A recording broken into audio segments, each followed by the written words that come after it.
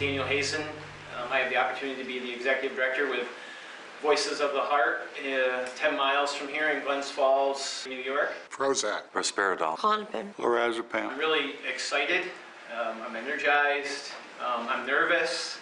And I also feel very liberated. Ambien. Thorazine. Seroquel. Nardil. This has been a dream for about a year and a half, 2 years, to be able to bring this together around this taboo subject of coming off psychiatric drugs. I wanted to come to this training to be with my peers and to be open in a safe environment to talk about my experience with coming off of medication. I came to this training because I want to know how to safely come off from them. I've been on psychiatric meds for about 5 years now, and I just want to be able to think more clearly and not be all drugged all the time. In June of 2012, 23 of us, a far majority either users or survivors of the psychiatric system, including many who had been given some of the most serious diagnoses including schizophrenia and bipolar disorder, came together for 3 days to discuss a subject near and dear to each of us. Coming off drugs seems to be this topic that people are afraid to talk about, and at our organization, where we work with many users and survivors of psychiatry, people come to us and talk about this. I came to this training because I would like to be a better resource to people who would like to come off psychiatric drugs, who are so often seen as adversarial when they try to do that. I came to this training because about 10 years ago, psychiatric drugs nearly killed me, and I pray every day that I can do something to help other people who want to get off of them. I wanted to come because I enjoy the truth. And what we realized is we didn't have the skills. We didn't have the support ability to wrap around people during this experience. I came to this training because it's so easy to get on medication and so difficult to get off. Because I think it's pretty easy to come off drugs and just quit taking them, but it's really hard to stay off and maintain your own wellness while doing that. I came to this training to empower myself with more knowledge, so I'm able to bring that to my community and help my peers in their quest to get off psychiatric drugs.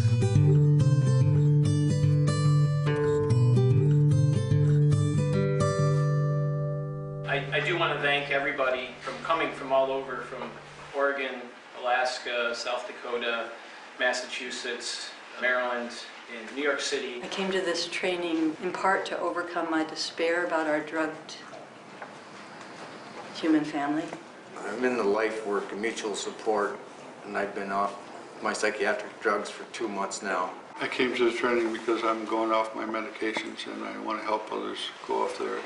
And also to become a more skilled helper. I don't think there's any two better people that could come here, share their expertise around this, the many years of developing this guide, the many years of organizing, the many years of fighting for people's liberation and choices.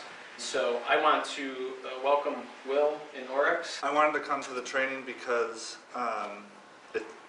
coming off psych drugs was a huge part of my own recovery. To share what I've learned about coming off medications, because I see too many people are trying to come off medications on their own without support and without good information. And to hopefully start a movement that's led from the ground up, which is the only way I think that real change is going to happen. In closing to that, I do consider this historic. I don't know of any place in what I call the consumer survivor ex-patient movement, and what's now becoming a united movement around words such as mental diversity and recovery and human rights.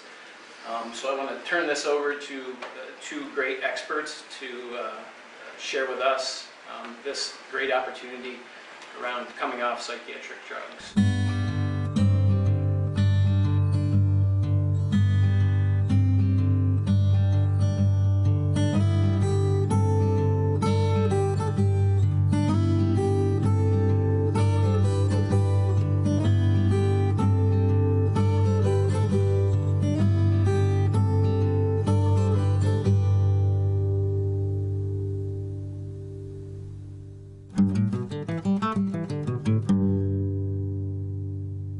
Although our gathering was formally defined as a training, we realized quickly, in the first hours, that it was much more than that it was a summit, or, as I felt inspired to call it, due to the wealth of knowledge in the room, a meeting of the minds. A lot of this workshop summit is asking you to participate. We're going to be asking you to talk about your experience and to do exercises and be involved, but everything is optional. And this is, of course, one of our key values. I've been on psychiatric meds for 26 years, and I'm experiencing some side effects, some undesirable side effects. So I'm looking forward to getting information on how I can get off. I've just recently came off the last psychiatric drug that I've prescribed, been probably a 20-year stint approximately of various medications. I've been very excited about coming here today because I'm all about giving people choices. We understand what happens when people are forced to do things that they don't want to do. That's happened so much in the mental health system. I was 17, I entered the system involuntarily, and I turned 51 a few weeks ago, and just came off of psychiatric drugs a couple of months ago. And I feel 17 in many ways, and having 17-year-old emotions, I have a pimple. Have spent the last year sort of have sort of a love-hate, more ambivalent, maybe a better way of saying it, with the psychiatric meds, and spent the last year sort of coming off some medications, and I'm still kind of ambivalent about that. I've been pretty much off them since December, and hasn't been an easy road, and I'm still exploring that. I've been on psychiatric medications 3 different times in my life and taken myself off 3 different times. I also work as a provider in as a psychologist in the public mental health system in New York. The reason I'm here is because I'm seeking out places that seem to be the most constructive ways of helping people. This definitely seems to be one of the approaches that it really needs to be part of our work with others. I came off of medications back in September 2010, and it's given me a new life, and I'm really, really passionate about helping others who want the same. I was on medications sporadically from age 14 to 18, and then from age 18 to 27 for a bipolar diagnosis that I left behind. I just want to recognize all the different roles in the room, because all of us have different relationships to psychiatric medications. There's people who are on psychiatric medication here. There are people who maybe come off medication, people who are in the process of coming off, maybe people maybe never taken medications. There are family members, professionals, activists, advocates. I was a therapist in New York for 10 years, and a lot of my practice was helping people come off psychiatric drugs safely, and it was a constant issue, something I heard about every day. I actually have never been on psychiatric meds, and the main reason for that is because of the peer movement. It sort of swooped in right when I was getting a huge amount of pressure from therapists and from my partner at the time. I actually wanted to make a film with Will about 3 years ago on coming off psychiatric drugs, and the timing wasn't quite right, and it turns out like 3 years later they were going to do this training, and they told me about it, and it's just like, I thought I actually wasn't going to do any more films. I haven't taken up this camera in 1.5 years, and suddenly it's like, this struck me as, this is something that's really important. And I started becoming a part of the Freedom Center, and by proxy the RLC, and then doing alternative practices like yoga and meditation, and I had a lot of peer support, and saved my life.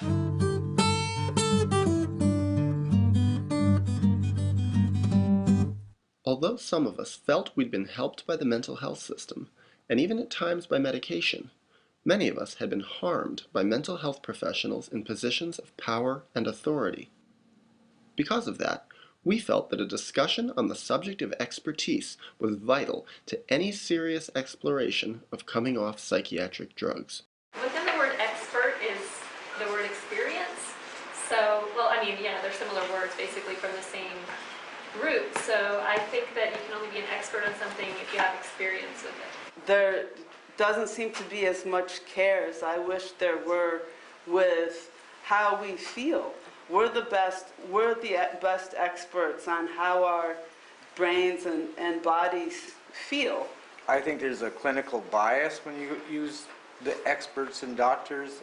I believe they've worked in the medical model so long that they can't see past the medication. My daughter is in medical school and went through a psychiatry round, and when I encouraged her to read Anatomy of an Epidemic, she said, you know, we've got to get this information into the students because by the time we get out of medical school, I don't think she said brainwashed, but something similar to that. Any conversation you have with most of them is a bias that will, don't step away from your medication. From what I've read, 80% of people who are prescribed psychiatric meds go off or stop taking it within 2 years. I've seen that statistic thrown out. Sitting with doctors who are trying to figure out how to taper it, I say, why not get the people who have done it? I mean, how can you guide if you don't know? And in my experience of working in the mental health system, there's very few doctors who will support a person's decision to want to go off by providing meetings or family meetings or suggesting alternative ways of coping with stress that may come up. So there's just a huge void.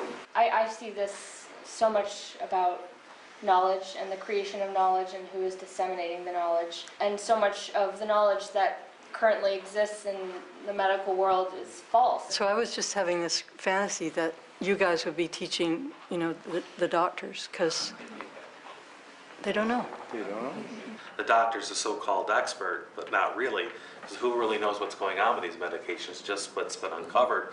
We're the expert, even if people don't perceive that we are, we don't think that we are. I'm not aware of any MDs who are willing to step up and talk about this and say that this needs to become part of our medical practice. It's really important to point out that people are already coming off, and that statistic that's primarily the antidepressants and anti-anxiety drugs, so we should remember that people are already coming off these drugs, and there's a bias in the science, and so anytime you have a liberation movement, you're also having to challenge the science and the medicine. There was an upheaval in gay men's health, there was an upheaval in the feminist movement around women's health, so we're just basically doing the same thing. Also, I just want to say, this is already happening in every other area of medicine. One of the #1 Google searches is for personal health information. People are getting second opinions, they're learning things themselves, they're educating themselves, they're questioning their doctors, they're forming a more collaborative relationship. That's all we're doing here, is the same thing. But because of the stigma and the bias and the oppression, somehow we're seen as not capable, or we shouldn't have the same rights to that kind of medical collaboration as anybody else in society.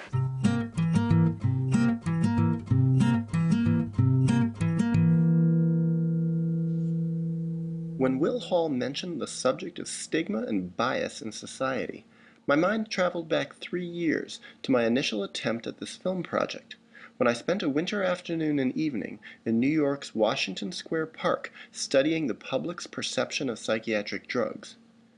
Now it seemed that a sampling of that footage might be particularly relevant. When you hear the word psychiatric medication, what's the first thing that comes to your mind? Mental patients, like straitjackets, that sort of thing, violent images. Drooling, lithium, Adderall. Crazy people. Honestly, I think crazy. Prozac, antidepressant commercials. Medication that helps people with psychiatric issues, that helps, any kind of chemical imbalance in the brain. I have positive feelings for it. Psychiatric medication is whack. I mean, take it from me.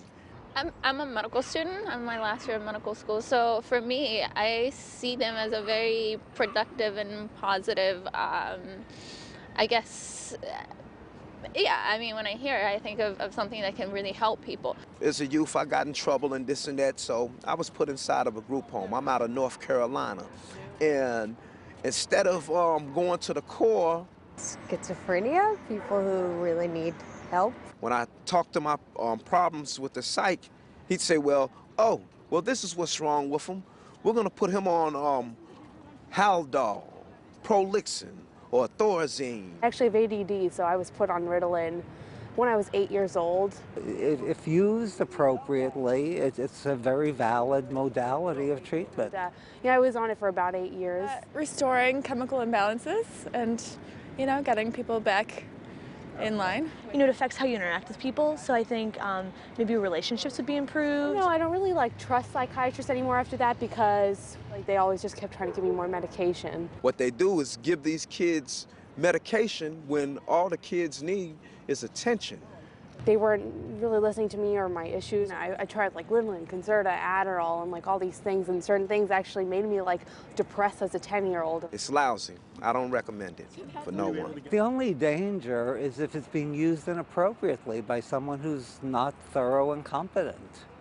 If dispensed or prescribed by a competent, responsible psychiatrist or psychopharmacologist, there should be minimal risks. This is very interesting that you're asking me this right now. My roommate actually just got off his medication and was actually in a psychiatric ward last week because he was having withdrawals. You're talking to a mental health practitioner. Yeah. There were a lot of mood swings going on when I went off of Ritalin, like for good. Like my body had to kind of get used to it, and you know, I ate more. I was able to get off of it. I don't think I need them, but the way that the world is, I mean, I think everybody is crazy. I just think that if there is an opportunity to not go on medication, I think that's the best way to go. Because what's crazy is a person that's misunderstood, and if you don't understand it, then it's crazy to a person that don't understand it. Everybody just needs love and attention, and that'll make this world a better place.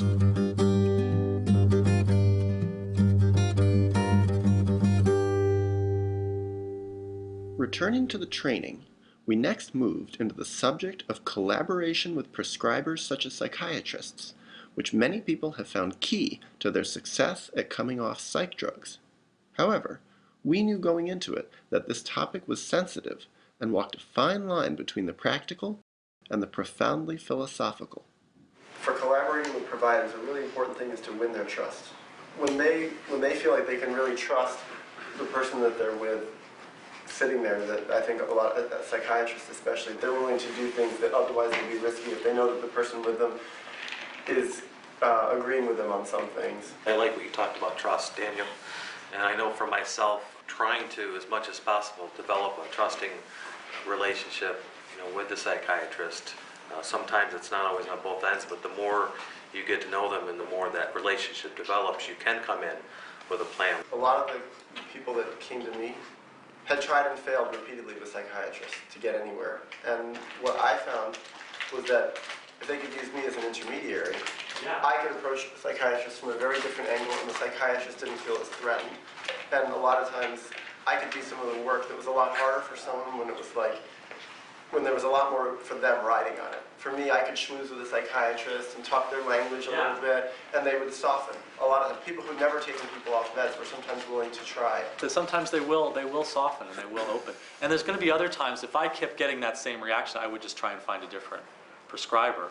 But especially if you're locked into a situation where you have to stay with that prescriber, then do your best you can to really present a really good, solid case, and then offer to have them talk to another professional. Someone else calling on a person's behalf can often be very effective. They love it if family members are on the same page, if the family members are non-confrontational. If the family member is saying, read Robert Whitaker, and challenging, you've got to look at the studies, and they often see the family as also the problem. Yeah, it just feels important to keep piggybacking on the point of the approach to the psychiatrist to not attack them. I want to agree with what Daniel and others said about the other provider, because I think primary care is an important partner. My primary care doctor was one of the first to casually say, do you think you might be able to make it without medication? My primary care doctor didn't know me as long as my psychiatrist, but nonetheless was very open about just raising the question, and then because of that, I put them together. They're in different facilities. Also, nurse practitioners can prescribe, primary physicians can prescribe. In Oregon and maybe other states, naturopathic doctors can prescribe. I used a primary care physician who was helping me withdraw, and he basically was just a typical, he was a nice guy, a typical primary care physician who just doesn't have much time for anything or anyone, so he just didn't care that much. I mean, he basically, said I could withdraw and sort of left me to my own devices for the most part. But my therapist at the time saw that I was struggling a lot, and she just called him just to let her know that she was working with me. And I feel like that did make a difference in how he treated me. Like he treated me more respectfully. As a therapist writing letters for people, because sometimes you call a psychiatrist, all you get is an answering machine, you never call back. So to give the person a letter saying, they attend, I mean, it sounds horrible to say, it sounds very medical, but it's just, I would speak the language of the psychiatrist. Say, this person has been regularly attending their therapy, they're doing really well, they're doing all these different things for their life improvement. Put it on my letterhead, say they come twice a week, they've been coming for this amount of time, they're totally reliable, and they are interested in reducing medication. And I would have my clients come back and tell me, they'd be like, the psychiatrist would read it and not know what to say sometimes. They said they would just, like what you said, Haya, the psychiatrist would often behave very differently after that, much more respectful. Something, I don't know why, something about this isn't sitting right with me, and I feel like maybe it's because I've been spending a lot of time recently talking about the idea of collaboration and shared decision making and all of these things, but I think acknowledging that, to me at least, the idea of collaboration implies that there are two experts in the relationship, and to me, like, the only expert is the person. That phrase of shared decision making points to how we still agree to be infantilized so often, and we just accept that, okay, it's time for our shared decision making when the person in fact can lead that shared decision making. I don't think in any other area of medicine do they say your medical treatments are a shared decision. No, it's the patient's decision. Except with children. For children. I was first medicated as a minor. I had no choice.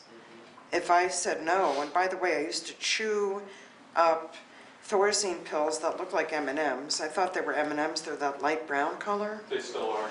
No. God. Look like Reese's Pieces. Yeah, and they were disgusting. And spit them back out, and then I would get the shots, which felt like molasses, by the way.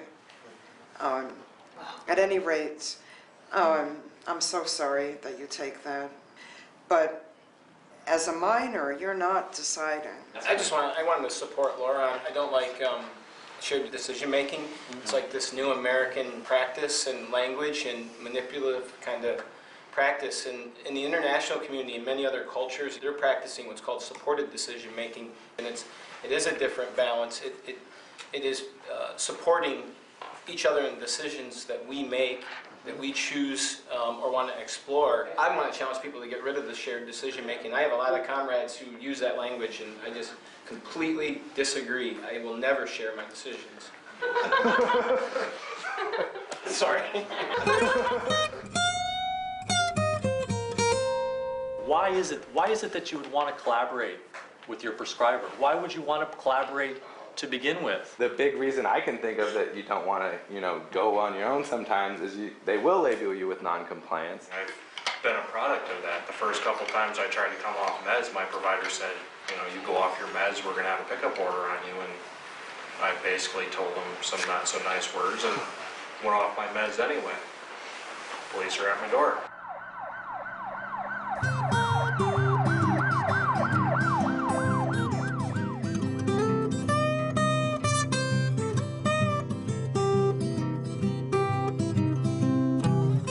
They might have some information that's useful to you. They might not, but they might have some information that's useful to you. Sometimes people have asked me, well, can I just cut my pill in quarters? And I'm like, I don't know what that coating is. Right. How the hell do I know? I don't know how it's been designed. I don't know chemically. You cut it open, and the next thing you know, you're getting 4 days dose in an hour. They can change your prescription. Maybe you need smaller pills. Maybe you need a liquid form.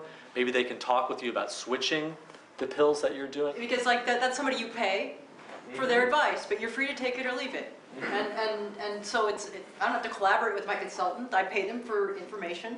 They give me information. I like it. I don't like it. Hire them, fire them, whatever. But it's pretty free to use that. The collaboration with the prescriber is a means to an end. So if they can help you get to certain things that you need in the coming off process, and if they can't help you get to those means, then you don't need to collaborate with them. You don't need them. You can do it on your own, or you can do it with a different person.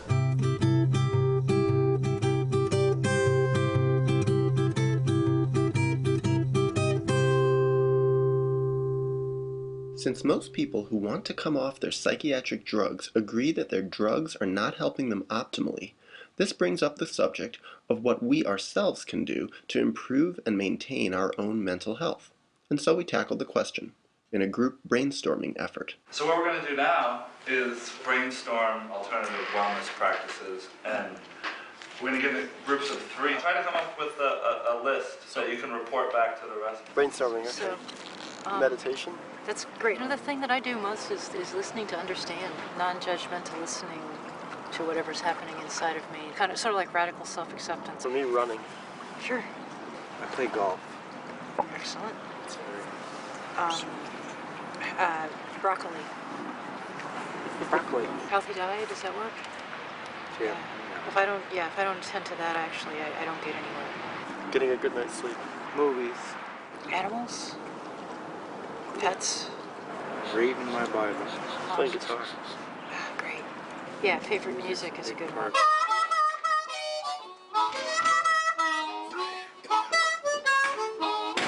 Facebook. Yeah, Skype is another one. Hiking. Nature. Sitting by the water. Peer support is one. Peer support. Root beer with ice cream. Reminding myself of my values. Journaling. Yeah. Positive affirmation. Reading detective novels. Riding my horse. Stretching. Working in the garden. I do that too. Learning something new. The work for me is Yeah, really, that's great. really important one. Sort of like meaningful work or something. Yeah, meaningful work. Yeah, totally. Woohoo! Good. Beautiful.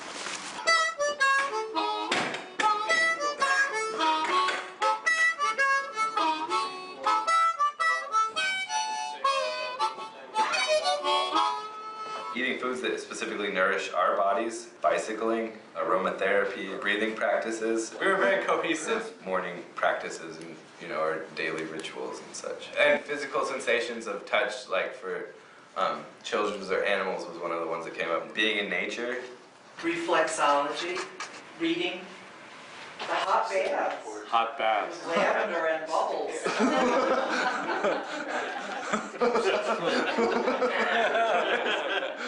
We have walking, fishing.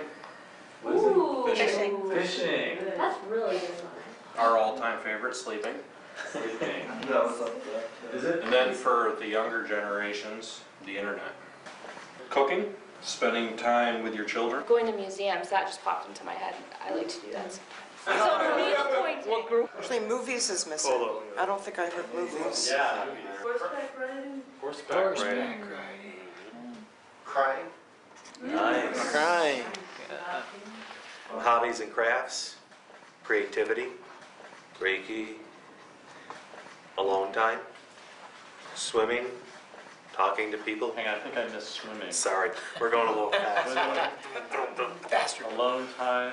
Star or moon gazing. I know I like to stare at the moon. I like to stare at the moon for 3 or 4 hours at a time. Meditation, exercise, pets, music, journaling, meaningful work, radical self-acceptance. Not self-acceptance, radical. Radical self-acceptance. That's what it takes. Yes. Okay. Really the point of this is there's just like an unlimited amount of wellness practices that we have available to us, but when you go to the hospital, you're not told, hey, this can actually work.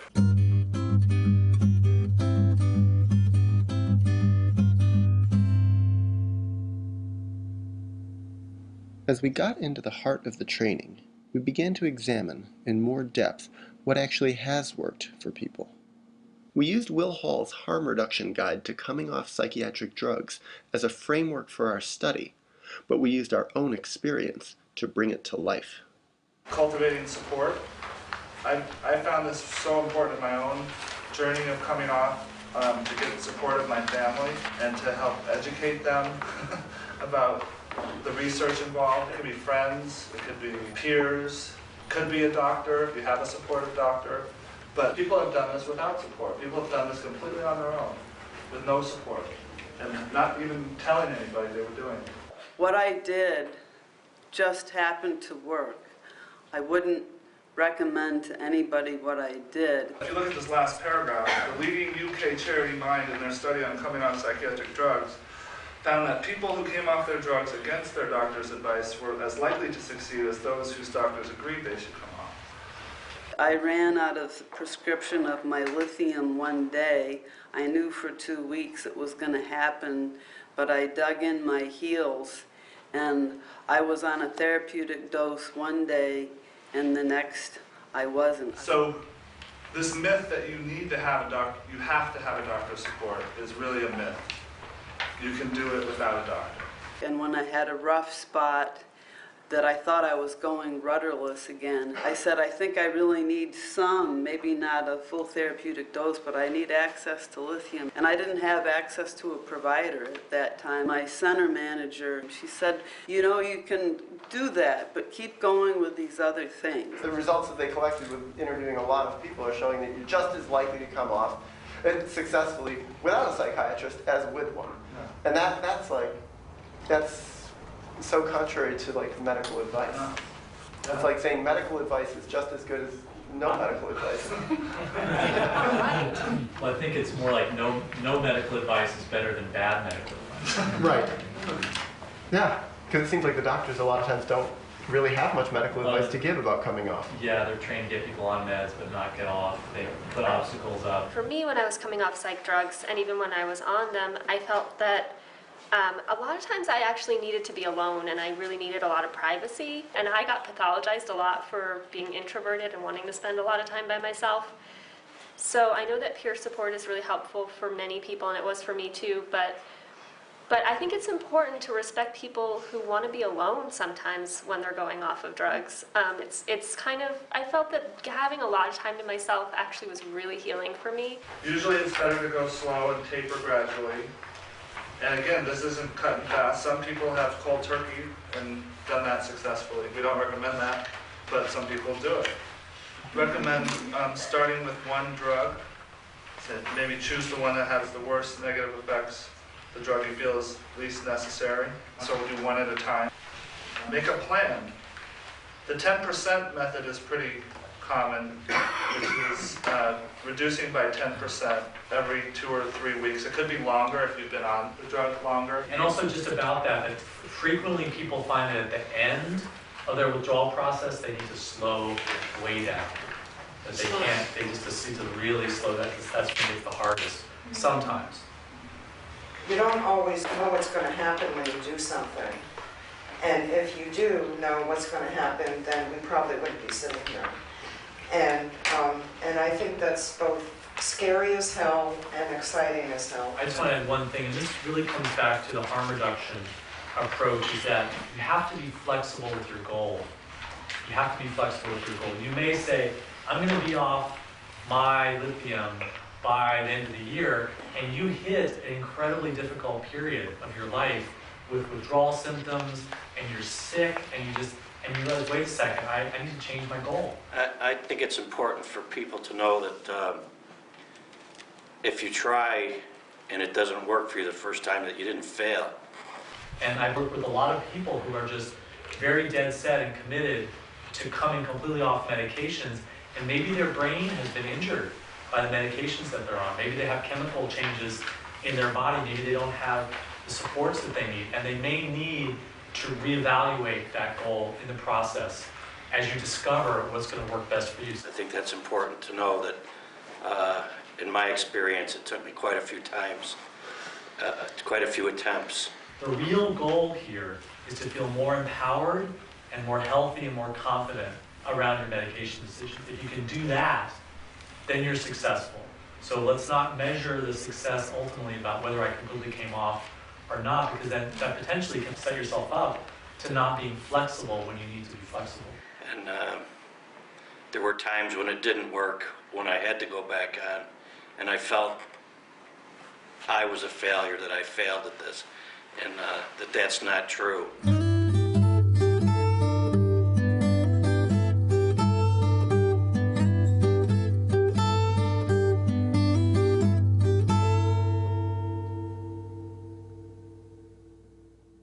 One thing that maybe we should touch on at least is when you come off, that strong feelings can come up, and how do we deal with some of these strong feelings?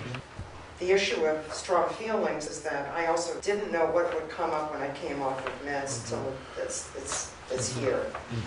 So even with all that therapy, which was really helpful, there were a lot of things I didn't look at, which are now saying, hello, you didn't, not bad, you didn't look at it, but here it is.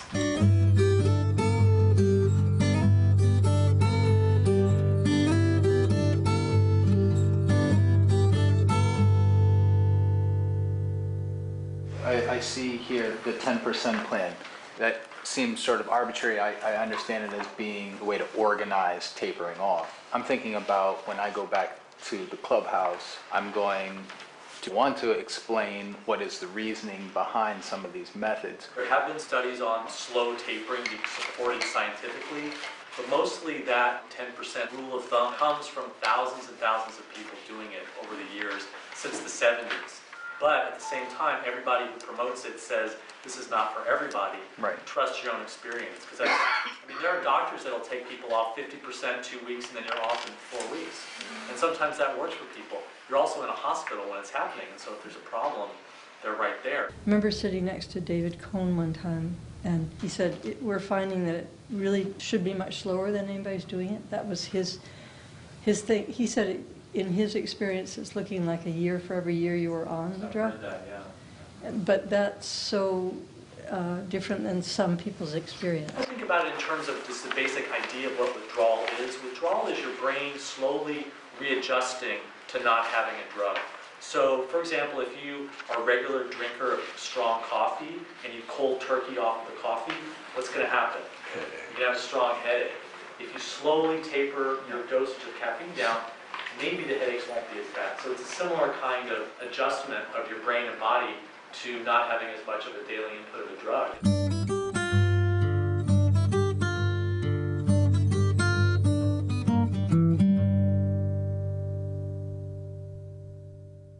Although we all came for the formal training, it was inevitable that a big part of the value in our 3 days together would take place in our unstructured time. As a sample of that, let us jump into an average dinner conversation which, invariably, strayed quite a ways off the beaten track of average. I feel very protective of people feeling judged because they continue to take medications, because I see that happen a lot. I see people who've come off medications and who say we're very pro-choice, we really respect people, but there's a judgment in the background. And I'm just not going to step into someone's life and say, well, I know better for you than you do.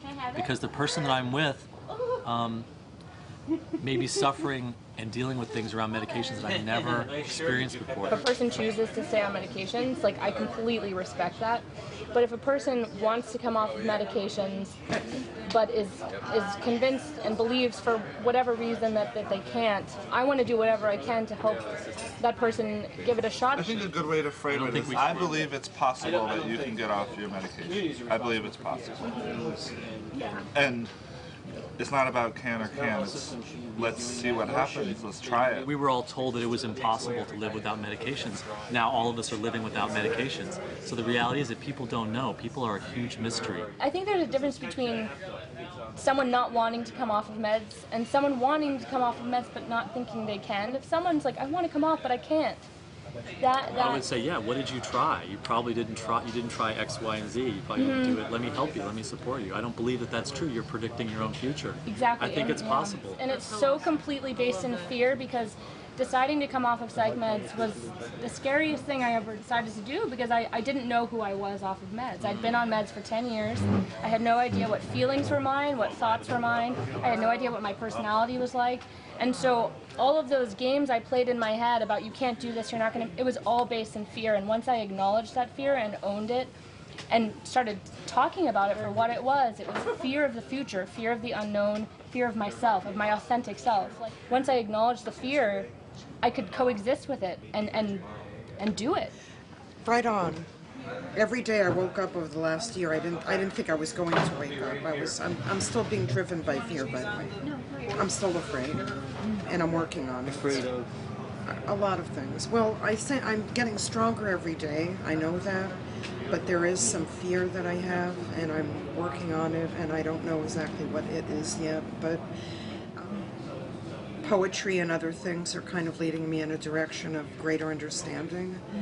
And I'm going to continue to journal, even though I was actually afraid to write anything down. I have started, but I stopped, and it's been fits and starts. And now I actually typed on my computer while I was here, kind of a beginning of a story. Owning that fear is so important because but figuring out what it is going to take me some time. And it was so humbling to hear that people need a couple of years. People said it's been a couple of years. I've also been... It needs a couple of years to come off and feel okay again? Yeah. But, I may never know what's behind everything, but I do know that every day that I'm living is a day that's for the future. Every day is... it's just been amazing.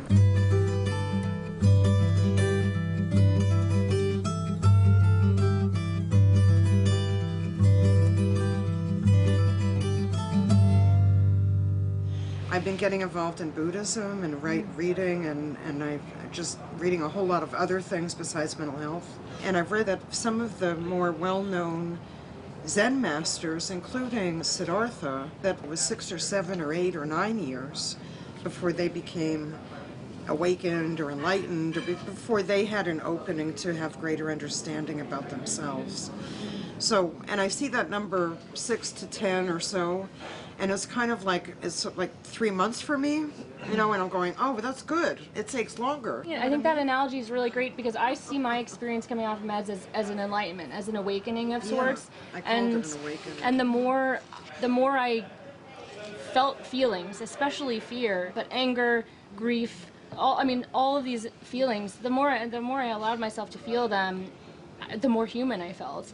And the more, grateful I was that I got to feel real feelings that were mine. They weren't coming from the meds. They weren't side effects. They were my feelings. And even if they were painful feelings, I got to own them and be with them and get through them and like build up resiliency and confidence in myself that I can feel these feelings and I'm not gonna... One thing that I wanted to ask you, by the way, because you've been going through this longer than I have, is that sometimes I feel like I can break a wall that I want to, and I know I will break my hand if I do. I want to just hit it once.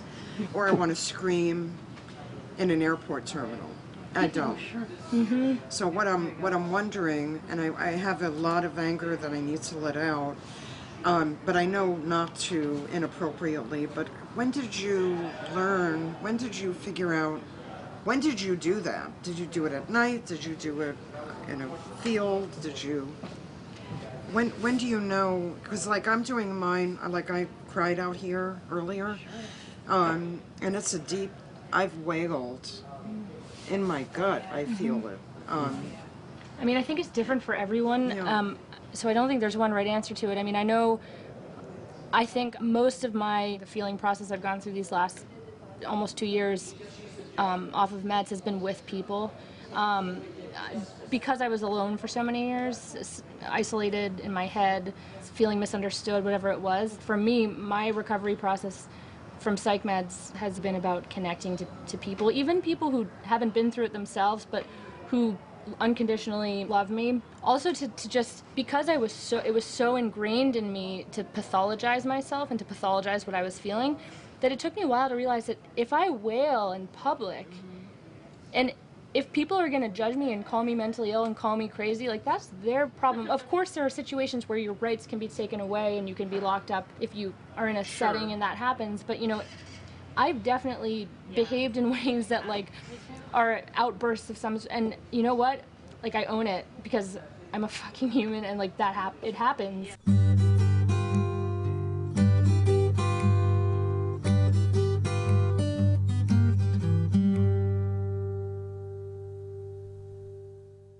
As the conversation progressed, I found myself wondering how Ed, the psychologist from New York City, was fitting into the training. I know that it can often be difficult, or even more than difficult, for clinicians to integrate themselves into groups of psychiatric survivors, and I looked for an opportunity to ask him how his integration process was unfolding. Somebody really wise said this to me while I was coming off psychiatric drugs, because I was really impatient. How can you not be? And they said... I want my life back, I want it now. Yeah, and I mean, only took me less than a year. Like some people, as we're saying, takes like so much longer than that. But somebody told me this Zen story of somebody asking their Zen master to teach them something, and the master says, okay, it's going to take about 3 years. And the person says, the disciple says, well, what if I try really, really hard? And the master says, well, then it'll take about 20 years. And like, I have to say that story actually comforted me while I was coming off of psychiatric drugs. It took away some of that sense of like, okay, if I just work really hard at this, then I can do it. So I got a question for you, Ed. I thought you might. What's that? Go ahead. Yeah, I'd love to have a question. So I'm curious, what's your experience of hearing all this? I mean, it's interesting being a clinician and coming here because, I mean, there are parallels to my experience working in the mental health system and trying to help people, because in so many ways I don't have a voice where I feel like I can express my ideas and they can be heard without being shut down, without being criticized, without being told I'm naive, I'm stupid, you don't know what the hell you're talking about. If I express You're dangerous. I'm dangerous. If I express what I really think in a true sense, I mean, I do feel like I'd be rejected, I'd be outcast, you know. But at the same time, you know, I mean, I have to say, like, at a recent treatment team meeting, a psychiatrist there was just saying, like, he's 18, like, this kid's already had 2 breaks, you know, he wants to get off his meds, he's just gonna have to get sick again, you know, it's the only way, then he'll come back, maybe he'll get some insight into his illness. And I was just like, fuming. The other social worker saw it, and she's like, what's going on, Ed? And I was just like, listen, like, this kid's 18, there's plenty of people who get out of the mental health system and do fine, who do well. You know, in the long term, a lot of people do better without medications, you know, and I'm just sick of all this pessimism around this. And, you know, we're here to help this kid. Like, you know, this kid can have a life. He's 18. We don't even know the context of why he even ended up in the hospital. Maybe his family's abusing him. I just went off for, like, 5 minutes, and then everyone was quiet, and the meeting ended. And then the next day, the psychiatrist I worked with was with the assistant director of the training clinic, and we were talking, and he walked up, and he said, you know what, I really love this guy. Pointing to you? Yeah, he pointed to me. He's like, I really love this guy, but you know what, because he's not pessimistic. He actually believes people can change. He's like, it's great. He's like, we need more of that around here. And I was just like, holy shit. That happened like a month ago. That's so interesting, though, is that your concerns are the same as mine. I sense your hesitancy and concern about where you are with this, and maybe professional issues I'm still too. Coming out. I'm in the coming out and process. same with me. I have the same, not exact concerns, but I'm worried. I'm concerned. Are people going to think differently? Am I going to be accepted? Only I'm going through the experience, and you're on the other side as a provider, and so it's like there's strands of commonality. Yeah, no, definitely. Of worry. I see it in your eyes that I have too, and it's like there's, you know what I mean? It's very interesting. It's a scary world. I don't know. Little kids. All right, I'm gonna go. Can I get a ride with you? Can we get a ride with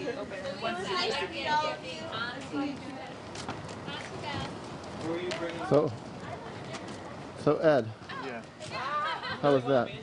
How was what? Talking, seeing what you said. It was great. I love it. Well, I think what you said was very valued. Valued by all others? Yeah. I mean, I don't even know what I mean, I don't know. No, you're saying what everyone else said, just in your own, from your own perspective. Yeah, exactly. That's what I feel like. Yeah, like I have everything being said here I can resonate with, but it's from the perspective of a clinician and of someone who works in the system and is going through similar, not as severe, but similar oppressive practices and losing their voice, not being able to express themselves because they're being shut down. I could not work in a hospital like you do. I think it would just eat me alive. Yeah, I'm able to tolerate. I've always been a mediator. I mean, that's that was my role in my family, and part of me wants to be there. I have to be there. So part of me feels like I need to be there. If I'm not there, who's going to be there? You know, and if I'm not there, who's there? What's going on if I'm not there? When I worked on an inpatient unit, like my presence, I helped people, save people from being put in restraints because I was there to like mediate. You know, I was there to stop the order from the med coming in from inside the glass and be like, no, this person is just crying. Let me sit with them for a half hour. You know, I was there helping someone came in the first episode of Voices and got them to calm down and help them, walking with them up and down the unit, you know, and residents coming up to me and be like, what are you doing? I'm like, I'm helping them get through their first voice hearing, and they wanted to talk to me. I talked to them about it. You know, I have all these positive experiences of helping make change happen in these environments. Just all those things a very happen difficult environment. A hospital. all those things that happen, but you know, do I do things every day at times I feel bad about and feel like I'm a sellout and I should get the fuck out and what's wrong with me and I can't believe I'm doing this? And all those thoughts go through my head when I came up here. Hell yeah. I mean, you know, it's both sides. I mean, it's complex.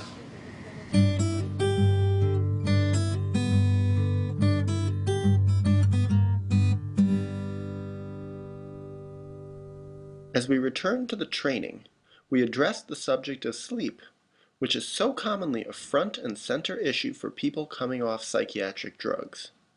Will and Oryx pointed out how good sleep, and sometimes a lot of it, can be vital for helping naturally restore a sense of inner balance, yet they also noted how lack of sleep can uncenter people like almost nothing else to the point of inducing psychosis. When people go into the hospital and they come down out of their extreme states, what really is helping them? Well, they're helping them to sleep. I mean, they're knocking them out with heavy medications, but the big thing is that they're really interrupting their crisis with sleep.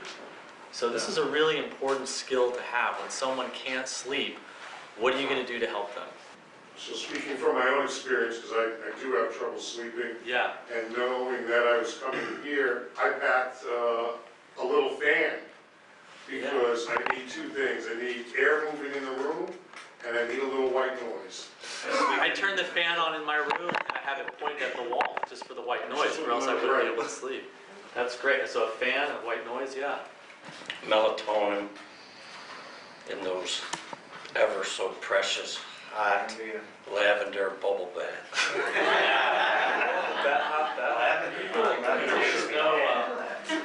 The ones that I'm thinking of are avoiding caffeine.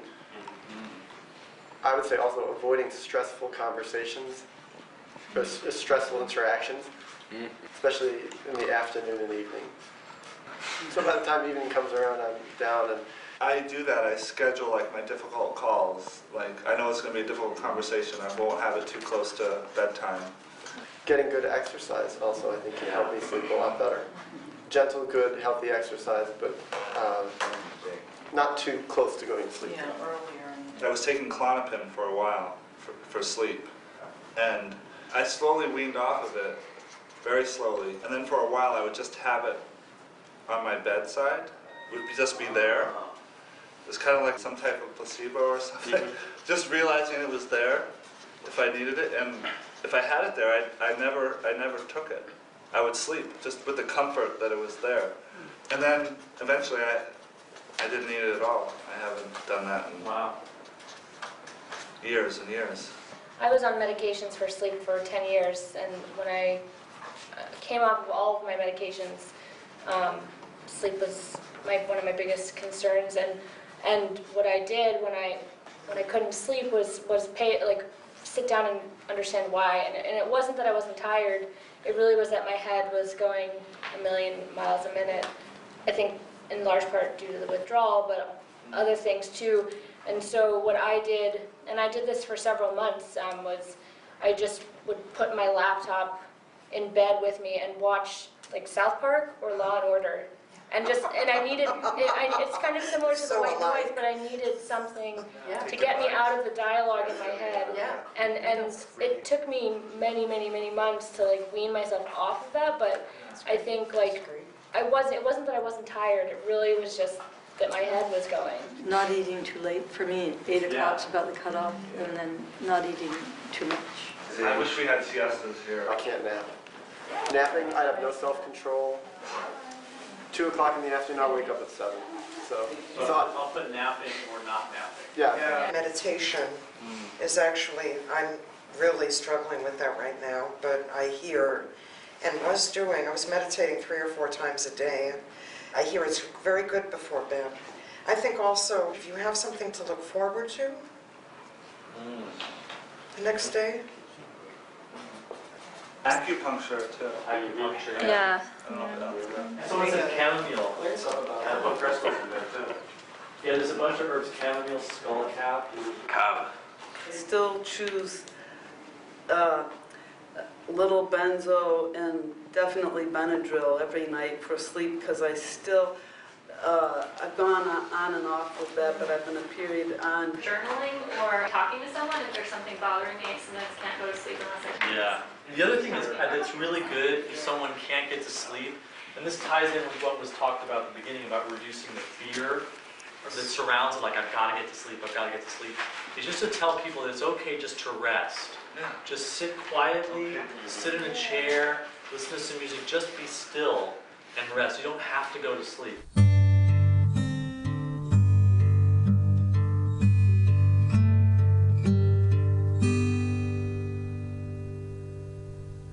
I didn't want to leave the training without getting a chance to interview the Ladner brothers, who had flown all the way to upstate New York from Anchorage, Alaska.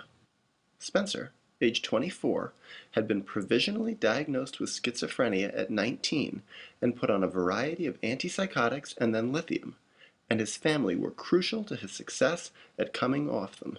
When I went off with a doctor the first time off Zyprexa, it took like 6 months, but I don't really remember any like strongly debilitating side effects from coming off of it.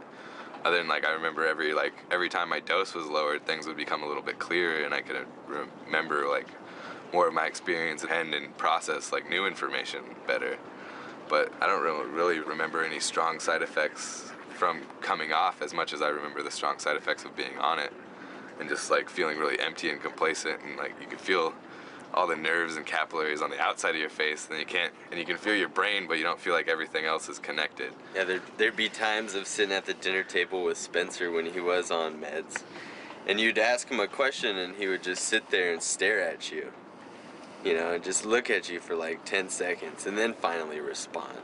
Like there was just really slowed down Spencer, you know. Really? So he seemed drugged? Oh yeah, big time. So the first time I tried lithium, I felt amazing, you know. I said it was like baby ecstasy.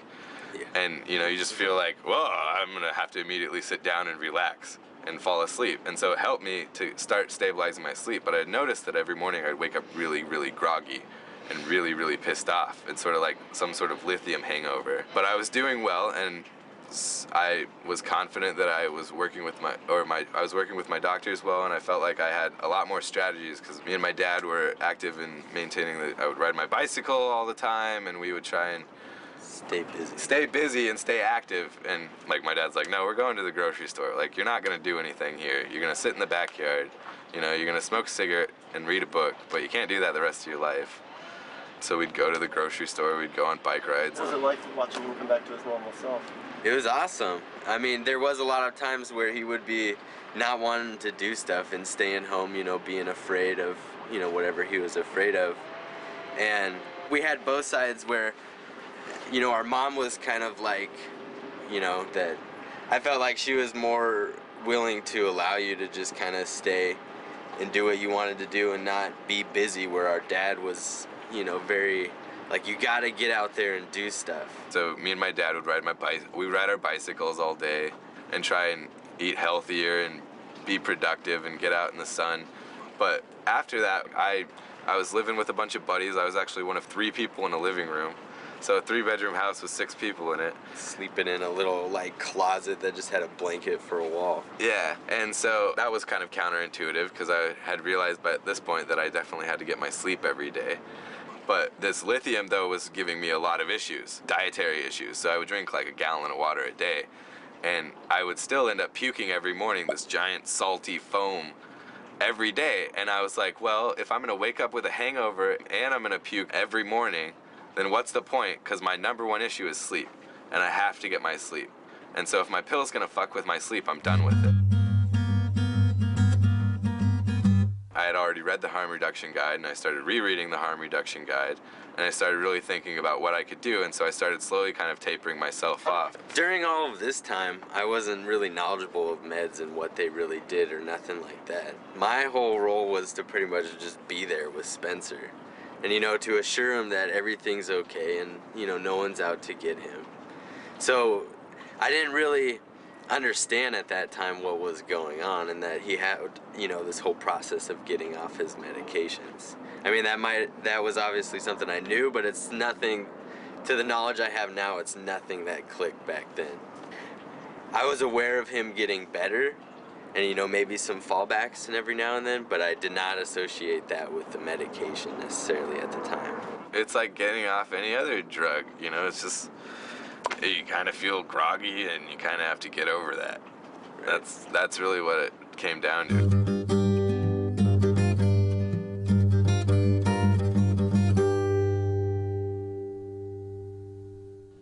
At this point, I found myself curious to know what Spencer found most helpful to him during his coming off process, considering he's been entirely off psych drugs for more than 2 years with no returns to the hospital. For me, it's like I have to get my sleep, at least 8 hours. Very adamant on getting sleep. What's he like, can you tell me? When he doesn't get sleep, he's a jerk. He's very grumpy. One of the biggest things I would say is that we as a family learned that the hospital was more difficult than anything, including the meds. Just the sheer fact of being surrounded by a bunch of people who I don't know and I don't identify with. And so for me, it was really important because my family decided collectively that I can't go to the hospital, because if I go to the hospital, they're always going to have to deal with 3 more months of me getting over the hospital experience versus the 1 or 2 months of me getting over my difficult feelings. And I think what, you know, helps a lot in the work that I do now is having that experience, you know, of a family member going through that. It changed our whole family dynamic because I was, you know, like I was in that place and they were all there for me. And so I could definitely wait on both of my brothers for me to be in a mental hospital. And you guys seemed like you were concerned for your own well-being and what does your future present to you? Right, which I got caught up in the whole system of feeling that, you know, something's wrong with me pretty much because of what happened to him, you know, just reevaluating myself and thinking something's wrong with me, that I need meds. So I got into this whole, you know, just hoopla of being on meds. And you got on them too then? Yeah, I've been on my wide variety of meds. And you got off the stuff too? I was kind of stupid and cold turkeyed off of everything, and I was on lithium myself after seeing what it did for him, thinking that that was helpful. I was on antidepressants, amphetamine salts, and I cold turkeyed off of everything, which is stupid, I think, because even, you know, it's been a year and I feel like my brain is still fried. Like, I'm unable to be the person that I was before I got on meds. You know, I feel a lack of emotions. And the other thing was like finding cathartic releases, you know, and like things to like, you know, because feel angry and deal with the sadness of, you know, it's like I felt like 4 years of my life was just cloudy and I don't remember many bits and pieces of it, other than, you know, a lot of like people looking the other way or me being this weird big bearded mental patient to standard society. So I started playing music with my friend. And so really loud, angry music and being able to scream and express how I feel and know how I feel and be able to be in contact with how angry I really am about some things and the melancholy I feel over like losing portions of my life.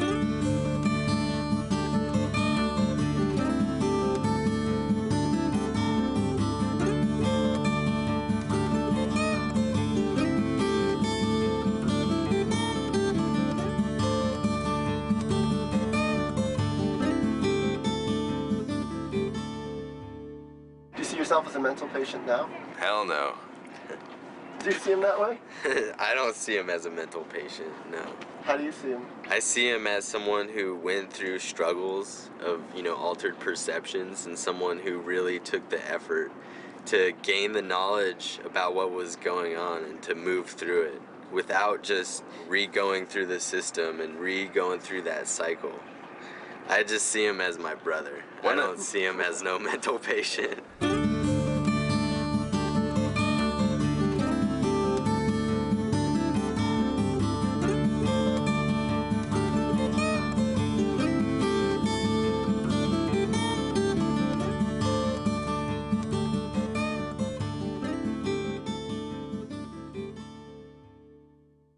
As we jumped back into the end of the training, we found the group discussing one final subject, withdrawal, which plays a powerful role in many people's coming off process.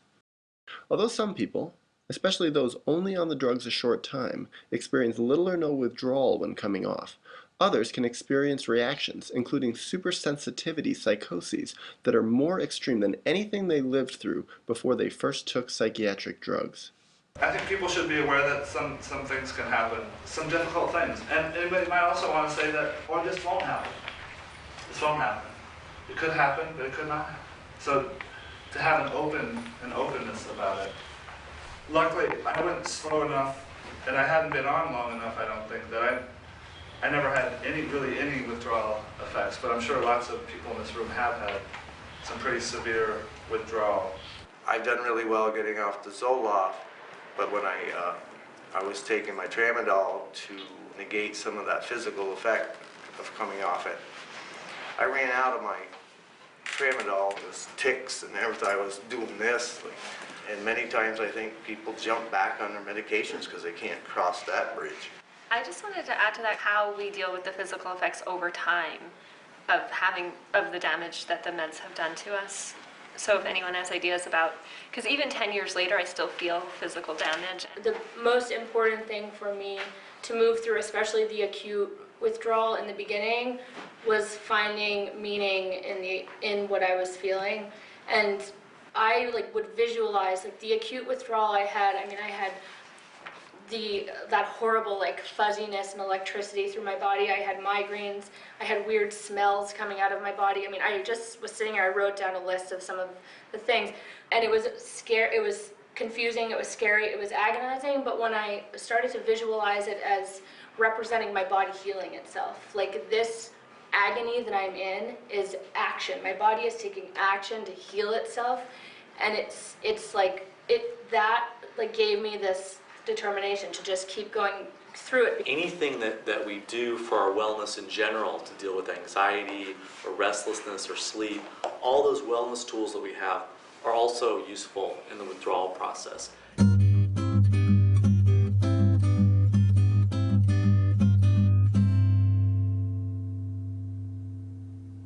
And being patient, having somebody who's there to say, look, time is on your side here. Let's see if the withdrawal doesn't subside if you wait. And then sometimes that's what people find, is that they are going a little bit too fast, that maybe they need to start back up on their dosage and go a little bit more slowly if the withdrawal symptoms aren't tolerable. Like everything else we've been talking about, it's very individual. So some people will be able to handle the physical pain, I don't want to say better, but it won't affect them as much, or they'll be able to move through it, and other people will just be excruciating. And I still today, almost 2 years off, I still have withdrawal effects, but I'm at peace with them. And I have faith that they'll get better in time. And this is really where we can help each other, because different people have found things about different kinds of supplements, like GABA or fish oil or vitamin B or amino acids. And a lot of that, well, it's hard to say, is it placebo, is it actually effective, but that's where we need each other because the research isn't being done. I remember feeling thumping pains in my abdomen, and I knew it was toxicity, and it was painful. It was annoying as well. I remember I came off drugs, psych drugs, inside a prison, so there's not very many holistic opportunities there. And so a friend of mine who, Junebug was his nickname, and we'd walk around the yard, which was exercise for us to move that toxicity, that poisoning, but I'd had my family and send packages of herbal teas. I remember trying to flush my system. I remember the pain lessening over time and the thumping lessening over time. You can get a few vitamins, and I just decided that I had to do this. And another thing I did was I began to run around the yard. You can just run and keep running in circles, and the sweat, this is just stuff I felt in my soul, that the toxicity was moving out of my body as I weaned myself off the Zyprexa and Depakote and Celexa.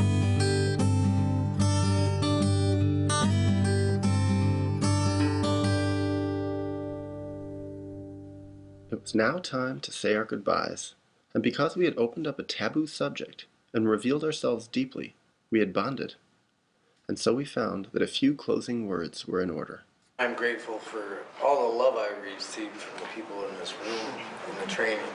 It made me feel comfortable enough to really do some deep sharing. I'm grateful for all of your stories because it's the evidence that it's possible to come off psych drugs. I'm grateful for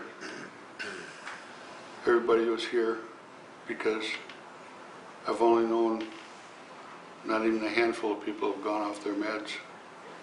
And I'm in the process of doing it, and I know it can be done. And I've been more encouraged about it and more reinforced about it by hearing everybody's story here. I'm grateful for the information that's been provided because many people come to me and ask me questions about how to reduce or come off their medications, and it's been difficult for me to find information to give them. It's really wonderful to be able to say, gosh, I'm doing this thing and it's really, really hard. It's really, really difficult. It's really, really challenging, but it's also moving in the direction of my truth. So even though it's hard and difficult and painful, I still want to do it. I'm grateful for the dark times in my life just as well as I'm grateful for the good times in my life. Because what I have found somewhere along the line, the horrible things that I've experienced, someone crosses my life who needs that experience that I've gone through to help them to get through. And that helps carry me through. There were times in my life when I didn't think I could do it. I didn't think I could be in this world. And I really have a lot of gratitude for all of you for being part of that vision, that those of us who've been told that we're sick or we're crazy or there's something wrong with us, that we're not, we're human beings too. So. I'm thankful for all the testimonies, and I'll remember you when I'm going through my experience, trying to get off Abilify. Just being here feels like my past and my future are kind of like coming together into this integration. And I'm just grateful that we've got the right people here. We have it all going on, and just that I have that confidence that wherever we try to take this, the answers will come. There's people like this all over the place, and we can come together and start to build this. And how I view this right now is we have a bunch of bricks on the ground, and we're just starting to cement and build our foundation. And it's going to continue. We're just going to build it. We're going to build it in our communities, and we're going to build it throughout the country and elsewhere. Thank you to all of you. And if anyone has, anything they'd like to say or share, I'm going to start crying.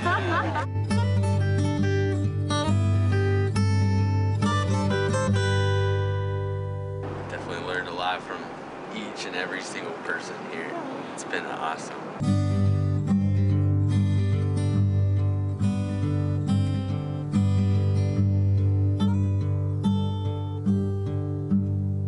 Where was everybody when I was being upped on the Prozac? Where were you guys? It's definitely been a pleasure. I learned a lot, and it's nice to know that our state's not only the only state that's fucked up in the system. You may want to edit that.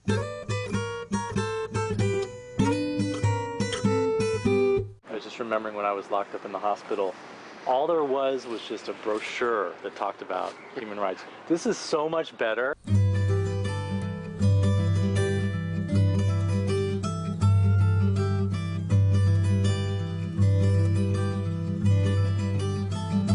I just can't help but think of the people out there right now who are fighting this fight, and the millions and millions and millions of people who don't even realize what's happening.